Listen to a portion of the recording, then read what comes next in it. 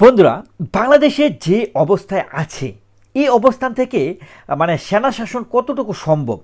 এটা কি পসিবল যে সেনাপ্রধান ওয়াকারের নেতৃত্বে, যেমন আপনারা দেখেছিলেন যে 1/11-এ যেমন সেনাবাহিনীর যে সরকার ব্যবস্থা গঠন করেছিল, আপনারা জানেন সে অবস্থানটা কি বাংলাদেশে 2025 সালে এসে অবস্থান করা বা একটা পরিস্থিতি শিকারে যাওয়া বাংলাদেশ এই সেনা শাসনের দিকে, সেটা কি পসিবল?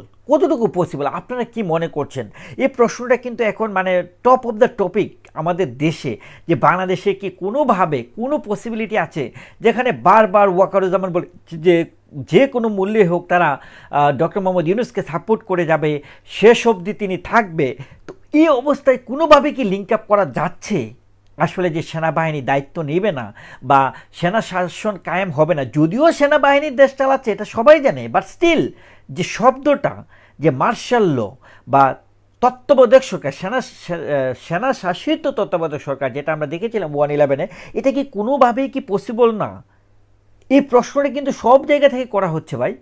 এই প্রশ্নটা এই জন্যই করা হচ্ছে, দেখেন, যদি সেনাবাহিনীর উপর এই নির্বাচন যে ব্যবস্থাটা, অন্তর্বর্তীকালীন সরকারের মাধ্যমে যে নির্বাচন ব্যবস্থাটা, সেটা যদি এতটাই ভরসার জায়গা থাকতো সেনাবাহিনীর উপর, তাহলে কেন তারা রিয়েক্ট করতে যাবে? মির্জা ফখরুল ইসলাম আলমগীর এক কথায় যেভাবে তারা রিয়েক্ট করছে, এই জায়গাটাতে কিন্তু আমার কনফিউশনের সৃষ্টি হয়েছে ভাই, যে সেনাবাহিনীর দায়িত্বে বাংলাদেশ কি চলে যেতে পারে? এই জায়গাটা কিন্তু প্রশ্নটা আমার বারবার ত্বরান্বিত করছে। তাদের যে রিয়াকশানগুলো আমি দেখেছি, সিরিয়াস লেভেলের যে রিয়াকশানগুলো, যে জায়গাগুলো দেখলাম, সেখানে আমার মনে হচ্ছে যে ওয়াকারুজ্জামান যে কোনো সময় তার অবস্থান থেকে কি আসলে ইউটার্ন নেওয়ার কোনো সুযোগ তারা দেখছে, আর এই কারণেই কি তারা আসলে এই ধরনের আচরণ করছে মাহফুজ আলমরা? এই প্রশ্নটা আমার মনের মধ্যে, আর সত্যি কথা বলতে গেলে আমার শতবার এসেছে। সিরিয়াসলি বলছি যে বাংলাদেশের সেনা শাসন ব্যবস্থাটার কথা আমি কিন্তু শুরু থেকেই বলছিলাম, যে ওয়াকারুজ্জামান যখন শুরুর দিকে রয়টার্সে যখন আপনার প্রথম সাক্ষাৎকার দিলেন, তারপর থেকে আমি দেখেছি বা আমি ফিল করেছি যে না, বাংলাদেশে মার্শাল ল আসলে জারি হবে না, সেনা শাসিত তত্ত্বাবধায়ক সরকার গঠন হবে না, এই জিনিসগুলো হবে না, এটা আমার কাছে মনে হয়েছিল।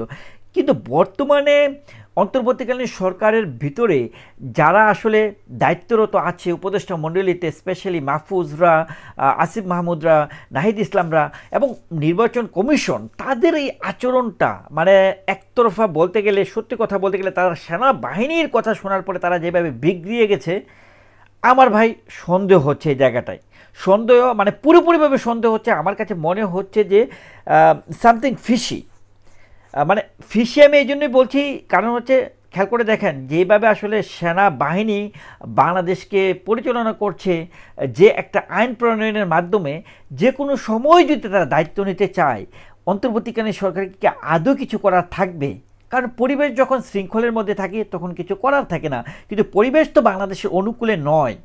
বাংলাদেশের সকল জায়গায় প্রবলেমেটিক সিচুয়েশন আছে। এখন পর্যন্ত কোনো সংস্কার তো দূরের কথা, এখন পর্যন্ত অ্যাকচুয়াল উন্নয়ন বাংলাদেশের জনগণ দেখেনি। তাহলে যদি আপনার সেনা শাসিত কোনো সরকার ব্যবস্থা গঠিত হয়, সেখানে অবাক হওয়ার কি কিছু থাকবে? দেখেন, Wakeruzzaman, I'm still saying Wakaruzaman is a suspicious character. You cannot predict him. আমি প্রতিনিয়ত একটা জায়গায় সবচেয়ে বেশি জোর দিয়েছি, সেটা হচ্ছে সেনাবাহিনী, সেনাপ্রধান ওয়াকারুজ্জামান। আমি সেই জায়গায় দেখেছি সেনাপ্রধানকে একবারের জন্য আসলে কনফিডেন্টলি আপনি বলতে পারবেন না সে আসলে কি করছে। আমি আনডাউটেডলি সেটা বলতে পারি, আমি বলতে পারি এই জিনিসটা, যে সেনাপ্রধান ওয়াকারুজ্জামান কি করছে এটা কারো কাছেই ক্লিয়ার নয়।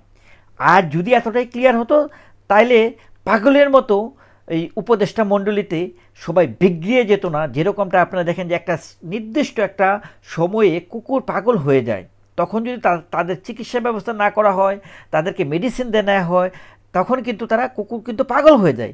এরকম পাগলের মতো আচরণ করছে এই আসিফ মাহমুদরা, নাবালক উপদেষ্টারা। আমার সাথে আপনারা কতটুকু একমত কমেন্টস করে জানাবেন। আপনারা ভালো থাকবেন। Thank you so much.